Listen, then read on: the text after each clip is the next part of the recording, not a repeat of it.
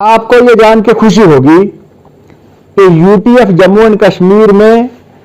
More than 30% of the area जो है वो बाय डिफॉल्ट ऑर्गेनिक है। कश्मीर की सबसे हेरिटेज क्रॉप सैफरान जिसको नाम दिया गया, वास्ट के डिपार्टमेंट ऑफ एग्रीकल्चर ने मिलकर एक पहल शुरू की और गवर्नमेंट ऑफ इंडिया के पास एक प्रोजेक्ट पहुंचाया गया कि सैफरान के रिवाइवल के लिए क्या किया जाए। उस चीज को मद्देनजर रखते हुए ये जो हॉलिस्टिक डॉक्यूमेंट बना है 3700।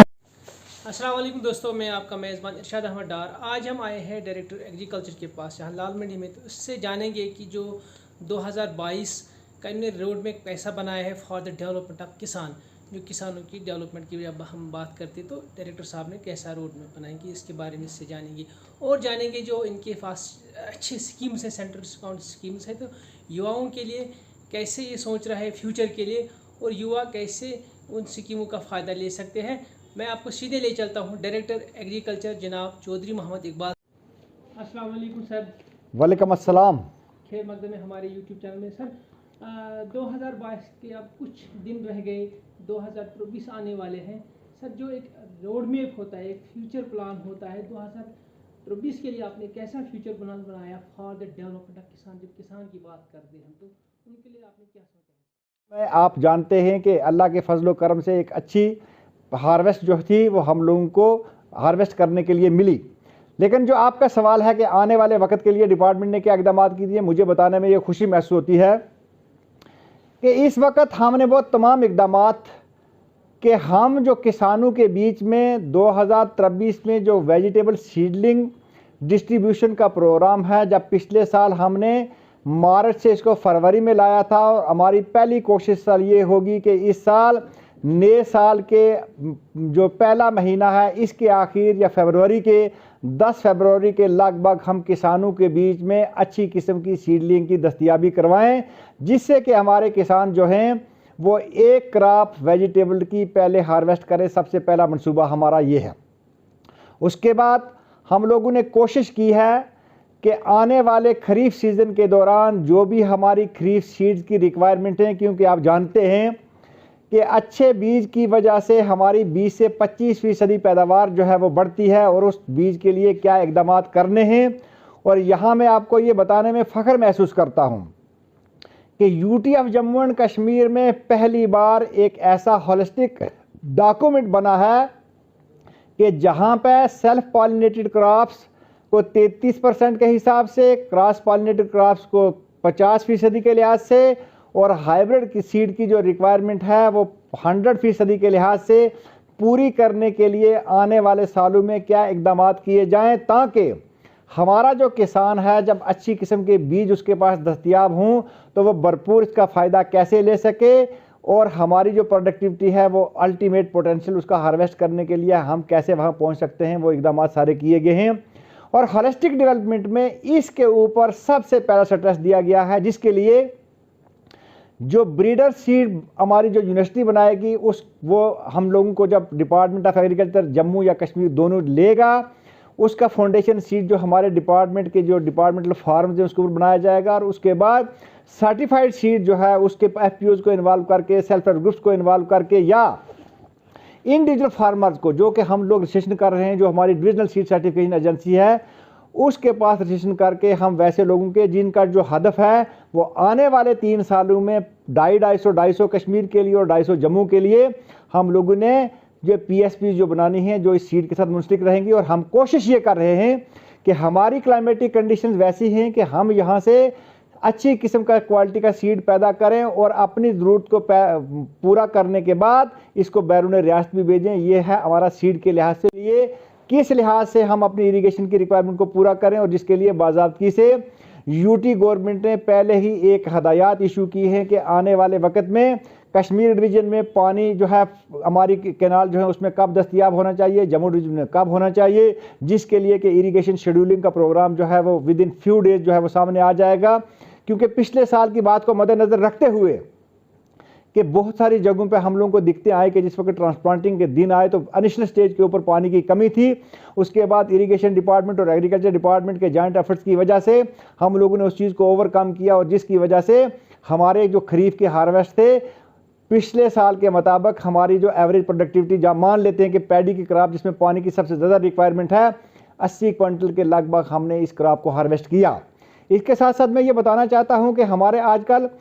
क्योंकि 90% जो farm operating families in the UT of Jammu and Kashmir है वो स्मॉल और मार्जिनल फार्मर्स हैं, और हॉरिजॉन्टल एक्सपेंशन का स्कोप जो दिन ब दिन कम होता जा रहा है, तो होलिस्टिक डेवलपमेंट में हम लोगों ने कोशिश की है कि वर्टिकल एक्सपेंशन फेज में ज़्यादा से ज़्यादा किसानों को कैसे जोड़ा जाए ताकि जो हमारी रिक्वायरमेंट है वो हम सबसे पहले इंटरनली पूरी करें और अपनी क्लाइमेट का फ़ायदा लेते हुए अपनी जो इतने भी हमारे पास हमारा जो स्वॉट एनालिसिस डिटेल से इस डॉक्यूमेंट में किया गया है, इसके अंदर जो अपॉर्चुनिटीज़ हमारे पास है, इन अपॉर्चुनिटीज़ को यूटिलाइज करते हुए हम किस तरीके से एक किसान को एंटरप्रेन्योर बनाएं, और इस एंटरप्रेन्योर बनाने के लिए जो भी इकदाम करने हैं, चाहे वो मार्केटिंग के लिहाज से हैं, चाहे इंफ्रास्ट्रक्चर डेवलपमेंट फंड के लिहाज से हैं, चाहे बैक एंडेड सब्सिडी के नौजवानों को दिलवाने के लिहाज से हैं, ताकि जो हमारा नौजवान है वो खाली फार्मर न रहे, वो फार्मर से एंटरप्रेन्योर भी बने और उसके साथ साथ वो नेशनल और इंटरनेशनल लेवल पर जब मार्केटिंग करे तो हमारा जो किसान है ज़्यादा से ज़्यादा अब इस ज़मीन से भरपूर प्रोडक्टिविटी के जो अल्टीमेट पोटेंशियल उसको हार्वेस्ट करे और ज़्यादा से ज़्यादा फ़ायदा इस चीज़ से उठाए। और सर और एक सवाल हम आपसे मैं पूछना चाहता हूँ, जो सर आजकल पूरा दुनिया नारा दे रहा है ऑर्गेनिक फार्मिंग जी, तो सर ऑर्गेनिक फार्मिंग के लिए आपके डिपार्टमेंट ने किस तरह से कदम उठाया फ्यूचर के लिए? आपको ये जान के खुशी होगी कि UT of Jammu and Kashmir में more than 30% of the area जो है वो बाय डिफ़ॉल्ट ऑर्गेनिक है, लेकिन इसको बाज़ाब्तगी से किसी दायरा में लाने के लिए, दायरा कार में लाने के लिए किसी एक एजेंसी की ज़रूरत होती है जो इसको सर्टिफाई करे। हमारे पास इससे पहले बायोसर्ट या कुछ वैसी कंपनीज थी कि जिनके पास ये डोमेन था, लेकिन यूटी गवर्नमेंट की कोशिशों की वजह से डिपार्टमेंट ऑफ एग्रीकल्चर जम्मू और कश्मीर ने मिलकर कोशिश की कि हम डिपार्टमेंट को, जैसे कश्मीर को 2 दिन पहले पीजीएस सिस्टम हमारा जो था हम लोगों को वो सर्टिफिकेट मिल गया। अब डिपार्टमेंट ऑफ एग्रीकल्चर कश्मीर और डिपार्टमेंट ऑफ एग्रीकल्चर जम्मू मिलके लोगों की जो एरिया जो हम लोगों ने कन्वर्ट करना है फेस्ड मैनर में, क्योंकि एब्रप्टली हम इस सारे को कन्वर्ट नहीं करेंगे, फेस्ड मैनर में करेंगे कि 3 साल, क्योंकि मिनिमम एक जगह से दूसरी जगह मतलब कन्वर्शन का जो फेस है वो 3 साल मिनिमम पीरियड चाहिए कि हम आस्ता आस्ता इस फेस में ले जाएं कि किस लिहाज से हम जो स्पेशली जो वेजिटेबल्स का एरिया है इसकी कन्वर्जन के लिए और थर्ड पार्टी इंस्पेक्शन के लिए जो हमारे पास अब ये डोमेन में आया है, और साथ में हमें इसका ये फ़ायदा हो जाएगा कि जिस वक्त हम ऑर्गेनिक की बात करते हैं तो पहले बेसिक ऑर्गेनिक की इनपुट्स की ज़रूरत पड़ती है, और अब हम जो अपने सीड सर्टिफिकेशन एजेंसी हमारी डिपार्टमेंट ऑफ एग्रीकल्चर की जिन लोगों को हम अपने दायरा कार में सीड बनाने के लिए जोड़ रहे हैं, वो ऑर्गेनिक किस्म का पहले सीड प्रोड्यूस होगा तो बेसिक स्टेप वहाँ से जाके कवर होगा। और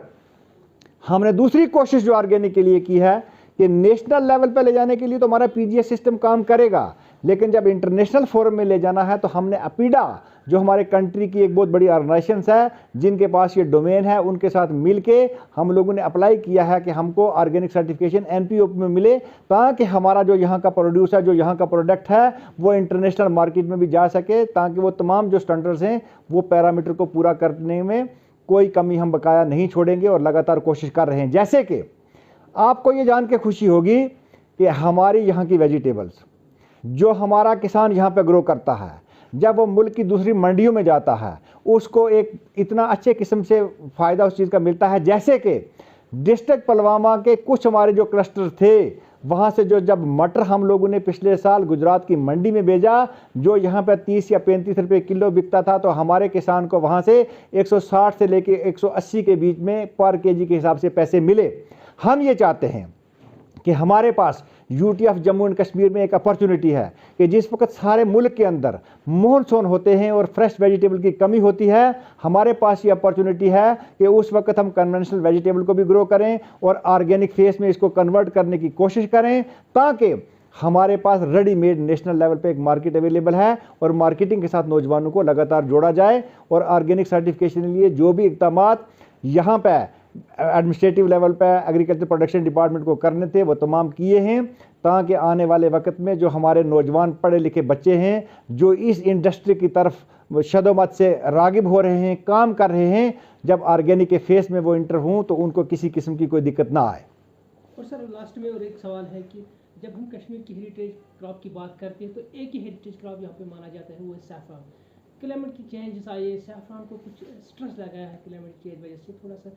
मतलब कम हुआ है। अगर हम प्रोडक्शन की बात करें तो डेवलपमेंट के लिहाज से अगर हम यहाँ पे बात करेंगे आपसे, तो क्या इकदाम आपने उठाए कि आगे की डेवलपमेंट उसको किस तरीके से आप करेंगे सर? देखिए, ये एक बहुत बड़ा अच्छा सवाल है कि कश्मीर की सबसे हेरिटेज क्रॉप सैफरान जिसको नाम दिया गया, आप जानते हैं कि 2010 के आदाद शुमार के मुताबिक 3700 हेक्टेयर एरिया, जिसमें 50 हेक्टेयर एरिया जो है वो जम्मू डिवीज़न के किश्तवाड़ एरिया का भी है। जिस वक्त देखा गया कि ग्लोबल वार्मिंग की वजह से या दूसरे फैक्टर के अच्छे कॉर्न अवेलेबिलिटी की ना होने की वजह से 2010 में हमारी स्क्वास्ट के और डिपार्टमेंट ऑफ एग्रीकल्चर ने मिल के एक पहल शुरू की और गवर्नमेंट ऑफ इंडिया के पास एक प्रोजेक्ट पहुंचाया गया कि सैफरान के रिवाइवल के लिए क्या किया जाए। उस चीज़ को मद्देनज़र रखते हुए ये जो हॉलिस्टिक डॉक्यूमेंट बना है, 3700 हेक्टेयर एरिया तो आदाद शुमार रेवेन्यू के हिसाब से हमारे पास है, लेकिन 6500 हेक्टेयर एरिया हमने इस हॉलिस्टिक डॉक्यूमेंट में और कवर किया है, जो आने वाले 5 सालों में और इजाफा एरिया हमारे पास सैफरान की काश्तकारी का होगा। क्योंकि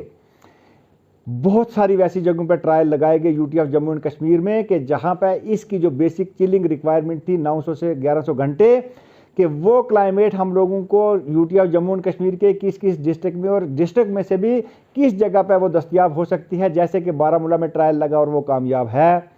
अनंतनाग में ट्रायल लगा तो वो कामयाब है, कुपवाड़ा में ट्रायल लगा तो वो कामयाब है। बहुत सारे वैसे जम्मू डिवीज़न के भी वैसे डिस्ट्रिक्ट हैं, जैसे पुंछ राजौरी के वैसे डिस्ट्रिक्ट हैं, और जहाँ जहाँ पे भी ये ट्रायल कामयाब हुए हैं इस एरिया को एक्सपेंड किया जाएगा। क्योंकि इससे पहले सिर्फ डिस्ट्रिक्ट श्रीनगर और ज़्यादा जो कसीर तादाद में जो एरिया था वो डिस्ट्रिक्ट पुलवामा और बडगाम का कुछ एरिया था, और जम्मू में सिर्फ किश्तवाड़ का कुछ एरिया था जहाँ पर सैफरान की कल्टीवेशन होती थी। अब लार्ज स्केल पर कल्टीवेशन करने के लिए 6500 हेक्टेयर एरिया को मज़ीद इस दायरा कार में लाया जाएगा, जिससे हमारी जो ये हेरिटेज क्रॉप है ये बचेगी भी। और हॉलिस्टिक डॉक्यूमेंट का सबसे जो बेसिक बेंचमार्क है कि जहां सीड की रिक्वायरमेंट को पूरा करना है, जहां इरिगेशन फैसिलिटी की अवेलेबिलिटी को दस्तयाबी करवानी है किसानों के पास, जहां पर हम लोगों को वर्टिकल एक्सपेंशन करना है, इसी के साथ साथ जो हमारी हेरिटेज क्रॉप्स हैं जिनमें आपने एक क्रॉप का जिक्र किया कि ये जो सैफरान हमारा है इसके रिवाइवल के लिए, इसकी एक्सपेंशन के लिए। क्योंकि जिस वक्त हमने सैफरान के रिवाइवल के लिए कोशिश की थी उस वक्त उसके अंदर कुछ बेसिक वैसे इन कंपोनेंट्स थे। मान लेते हैं कि इरिगेशन का एक अहम रोल अदा होता है, उस इरिगेशन कंपोनेंट करने के लिए हमने गवर्नमेंट ऑफ इंडिया से इशू टेकअप किया हुआ है कि वो जो बाकी उसके बीच में बोरवेल बनने थे, ताकि उस एरिया की जो प्रोडक्टिविटी है, वो जो अल्टीमेट पोटेंशियल हम लोग हार्वेस्ट करना चाहते हैं। जिस वक्त 2010 में ये प्रोजेक्ट स्टार्ट हुआ था तो हमारी जो एवरेज प्रोडक्टिविटी थी वो 2.5 किलो से पर हेक्टर के हिसाब से कम थी, लेकिन फिर बीच में जिस वक्त फ्लड आ गया तो हमारी पैदावार फिर कम हुई। फिर किसानों की लगातार कोशिशों की वजह से, डिपार्टमेंट की लगातार कोशिशों की वजह से, यूनिवर्सिटी की रिसर्च की वजह से आज हम दोबारा फिर उस दहलीज पे पहुंचे हैं कि जहां हम 5 किलो पर हेक्टर से ज़्यादा सैफरान हार्वेस्ट करने में कामयाब हो रहे हैं। और जिस वक्त हम इस चीज़ को देखते हैं कि हमारे पास ये जो सक्सेस स्टोरी है और हॉलिस्टिक डॉक्यूमेंट जो UT of Jammu and Kashmir ने बनाया है, ये किसानों को इन क्रॉप्स के बीच में, जिसमें और बहुत सारी क्रॉप्स हैं जैसे कि जम्मू की बासमती है, जैसे कि यहाँ के और बहुत सारी हमारी क्रॉप्स हैं, मुश्तबुजी जो हमारा राइस है उसको भी हम रिवाइवल कर रहे हैं। लेकिन आपने सैफरान का जिक्र किया तो मुझे बताने में ये फ़ख्र महसूस होता है कि अगर आने वाले 5 साल के बाद इसमें ये 6000 से ज़्यादा हेक्टेयर एरिया और ऐड होता है तो हमारे ज़्यादा से ज़्यादा जो फार्म ऑपरेटिंग फैमिलीज हैं वो इसके साथ जुड़ेंगे। जब ज़मीन ज़्यादा होगी, प्रोडक्टिविटी की जो अल्टीमेट ट्रेंड है उसको हम हार्वेस्ट कर पाएंगे, तो कुदरती बात है कि अच्छा रेवेन्यू बढ़ेगा। और जब तक, क्योंकि इस चीज़ के लिए मुझे बताने में फ़ख्र महसूस होता है कि ऑलरेडी गवर्नमेंट ऑफ इंडिया की तरफ से हमारे सैफरान को जीआई टैग मिला है, और जब से जीआई टैग मिला है तो हमारे सैफरान की जो कास्ट है वो कुदरती, आप खुद भी एक फार्मर हो, खुद भी एक ग्रोवर हो, आप किसानों की तर्जमानी करते हो, आप हर जगह किसानों के पास पहुँचते हो और आपने खुद देखा है और अपने खेत पर यह तजर्बा करके देखा है कि पैदावार जो है वो दिन ब दिन बढ़ रही है। सिर्फ जो उसके बीच में जो इम्पेडिमेंट्स हैं उनको इम्प्रूवमेंट करनी है, जो कुछ बेसिक बेंचमार्क थे उन सबको तय करना है, ताकि हमारा नौजवान दुनिया में जो हमारा क्लेम है कि हम नंबर 1 सैफरान ग्रो करते हैं, क्योंकि हमारे पास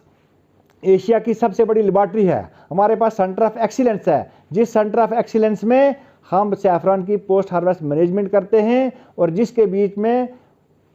स्टिग्मा सेपरेशन से लेके ई ऑक्शनिंग का की तमाम फैसिलिटी अवेलेबल है और हमारे किसान अब आस्ता आस्ता इस फैसिलिटी का भरपूर फ़ायदा उठा रहे हैं और कोशिश करेंगे कि अपने किसानों के साथ मिलके जो भी कुछ